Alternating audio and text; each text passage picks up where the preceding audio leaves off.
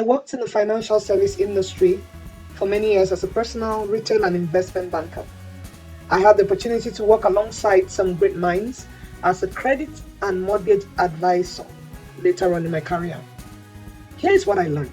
I found out on this journey that most Christians do not marry the issue of personal finances and Christianity. As a Christian, do you think it is important to learn about personal finances? If this is your first time here, kindly let me know what you think. And if you are a returning member of this family, God bless you. You are loved. Let's get right into it after this break. Welcome to my channel. My name is Comfort Adejo Comfort. This channel is designed to equip, inspire, empower, and motivate you to awaken the giant within you. You will be propelled in three key areas: in your faith, family, and finance. Lifestyle with comfort. Awaken the giant within you. The first basic skill I want to talk about is your spending skills. There are three of them. Like I said, and your spending skill is the first one I want to show you. Now you need to understand something about spending. If you put side by side your opportunity cost, if you think about your opportunity cost, what is opportunity cost? Is in simple terms is foregoing one thing for another. And so if you think about spending and you think about what do I need to forego for me to get the other thing. Now, if I complete the definition, is foregoing one thing for another based on the value of the other thing. For instance, I need to get a drink of soda, and I'm thinking, but I want to also lose weight, so I can forego drinking the soda to lose weight. It's possible I want to build a house or buy a house at the end of this year, and I'm looking for how to cut down my spending. I can forego something I do all the time, something I enjoy doing, going to the spa every month or going to the spa every other week, in order to improve my savings. So what happens is once you cut down on your spending, you will be able to use the difference, to achieve the next thing you want to do.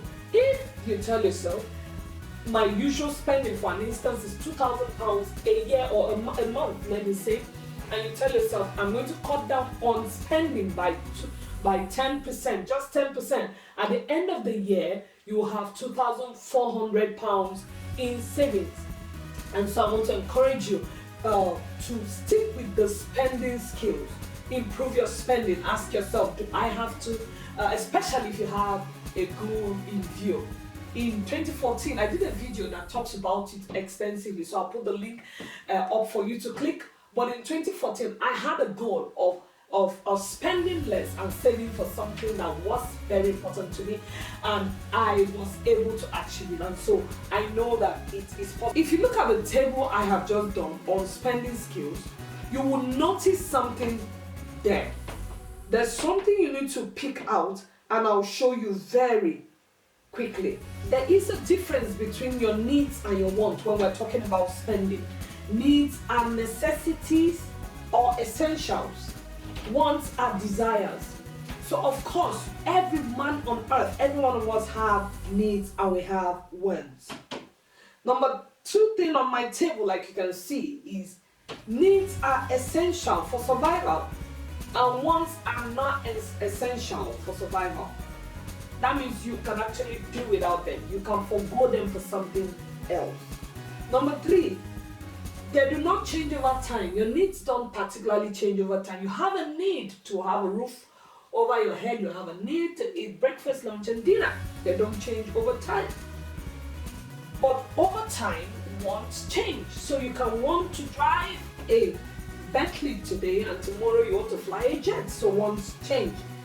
The fourth thing you have to know about needs is needs are non-fulfillment. Or non-fulfillment can lead to adverse outcome. That means if you don't fulfill the need of having a house or a roof over your head, it will lead to, what that will lead to. Come on.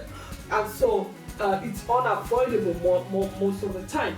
But once it's not fulfillment, may result in mental distress. The last thing I would say about needs is every individual have the same basic needs. Food, shelter, Maslow's law of needs help us to understand that every individual does have basic needs.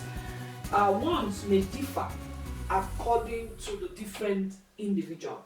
Now, this has helped you to know the difference between a need and a want. You need to pull back and ask yourself, what I'm about to spend this money for, is it a need or a want?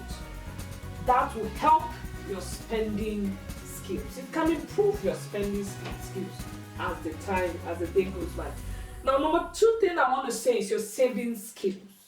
John chapter 6 verse 12, the Bible says that, and when they had eaten their fill, he told his disciples, gather up the leftover fragments, that nothing may be lost. Jesus has this principle of saving. He didn't tell them that, you know what, I'm the Son of God, let's throw it in the bin. No, he told them, gather it. And that shows us the importance of saving. On Lifeline with Comfort, before I continue, it's a program that is designed to equip, inspire, empower, and motivate you to awaken the giant within you. And I'm hoping to do this through or in 3 key areas: in your faith, your family life, and of course in your finances. And like I was saying, there are ways you can save. If this is your first time and you're enjoying what is coming out, why don't you click the subscription button and turn on your notification so that you get alerted, and so you know exactly when I post my next video. The ways you can save: number 1, record your expenses and take charge of it. What is it I'm spending on? Is it a need or a want? And then take charge of it. That sometimes you go into the store and this and this and this is what you want to buy, but by the time you go through the shelf, you begin to pick things you didn't plan to. There are times you tell yourself, I'm on a budget this year, I need to buy a house at the end of the year, or change my car, or do something. But if you're not careful, there are many things that will come to stop those plans. So you need to record your expenses on one hand, and then of course you take charge of it. Number 2, make sure your demand is not greater than your supply. I want to change my house, I want to change my car, I want to do all this, and you earn £2,000, and it will cost you $2,500 to do all of that. What you have to do is create a balance. Let something be put aside for what is most important to happen. So if you need to do all of this, you really want to do all of this, you have to prioritize according to your needs. Cut on your spending. Yes, that's me preaching to myself. Cut on your spending. Cut drastically on your spending and reduce waste. Number 4, decide on your priorities. What are your priorities? What do you prioritize? You don't have to wear a new shoe if you don't have to wear it. You don't have to. It doesn't mean you wouldn't enjoy your life. But especially if you have something you're targeting and there's something you want to do, you can prioritize, you can make sacrifices. Like Jesus was saying to the disciples, don't waste. You keep aside, you save aside for rainy days. Number 5, set aside a percentage of your income. I have done that many times, and I still do that. And I want to encourage you to set aside a percentage of your income. Now you tell me I'm a minimalist. I mean, I don't have a lot of money. I don't earn a lot. Yes, even if you earn £100 a month, you can set aside a percentage. Make it a culture, because even if you don't set aside some money now, before you know what's happening, even if when you become rich, if you eventually become rich, you wouldn't have the habit of setting aside money. So make it a priority. And I want to challenge you. Start by 5%. Start by 5%. If you live in the UK, I need to give you some bonus things about saving skills. You are actually entitled to free council tax. I beg your pardon. Free council tax if you're a student, or as long as you're a student. And so what it means is that the bands A, B, C, D, or E has no power over you until you cease being a student. With this information, if you are in the UK or you're on your way or you're planning to come to the UK, then it's important to know that that can help your funds, that can help your savings. And so have that at the front of your mind.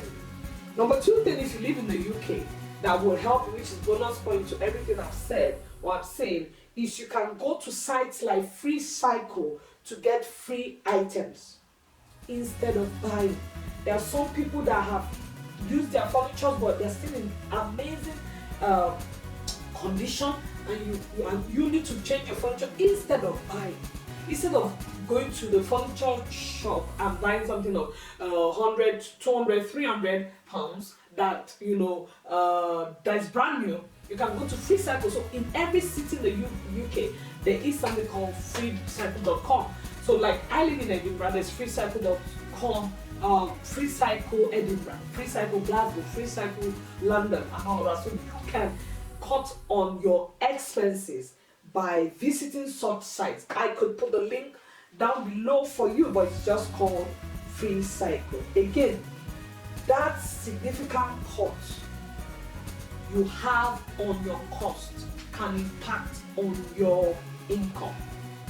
It is okay to buy on sales. That's the third thing I need to say. If you live in the UK or anywhere that there is sales, it's okay to buy on sales. There's nothing wrong with buying on sales.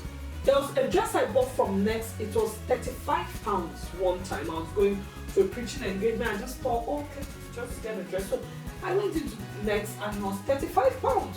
And by Christmas, 26th of December, there's this usual sales they do. I was in the store, and guess how much that dress was?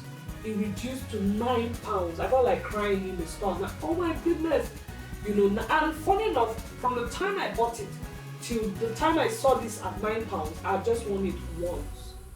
So what am I trying to say? You don't have to buy it on full price. I'm sorry for all the stores on earth that are going to see this and going to say, why is she saying this? I'm sorry, but that is one way you can also save on your spending.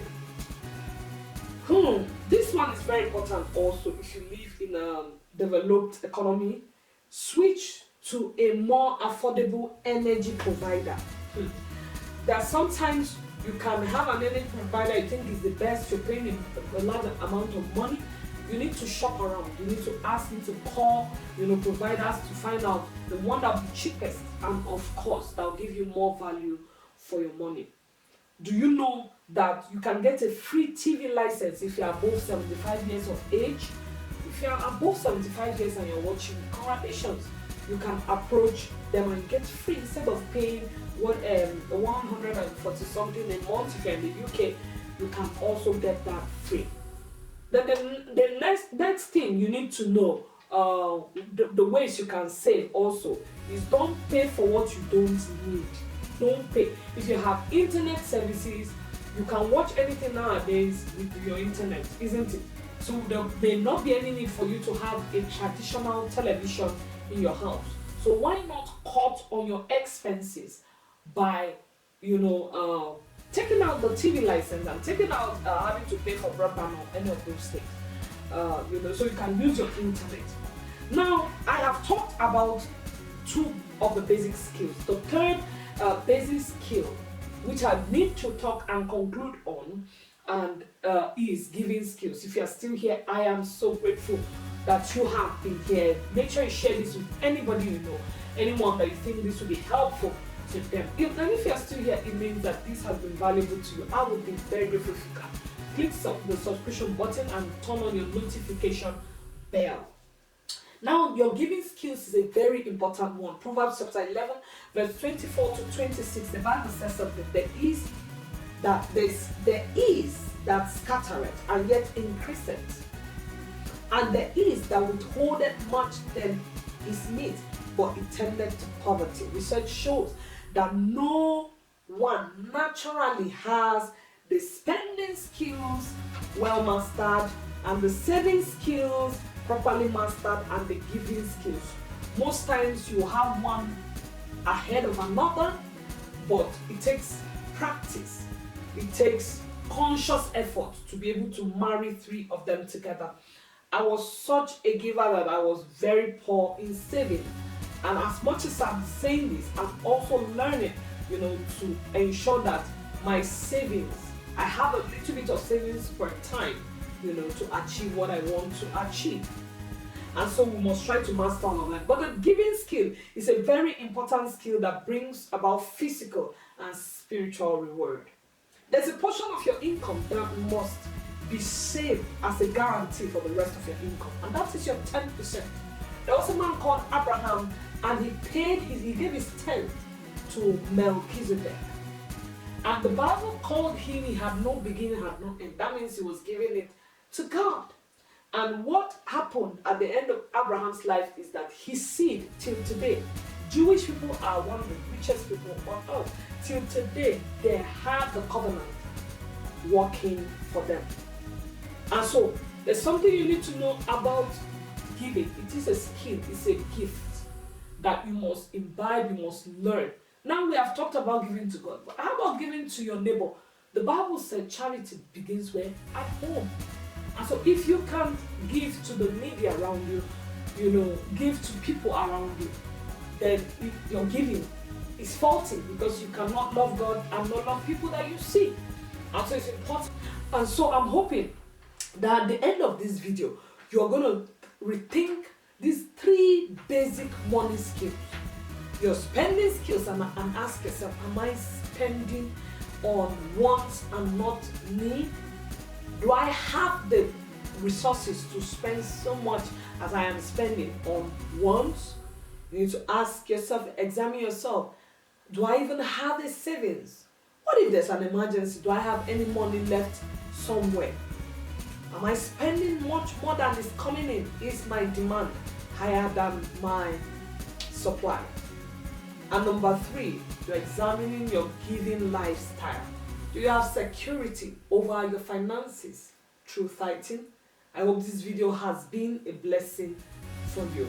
If it has been, I'll encourage you to watch other videos I have made on various topics. Like I said, this channel is here to equip you in 3 major areas, to empower you, to inspire, motivate you in your faith, family, and your finances. God bless you, and see you next week.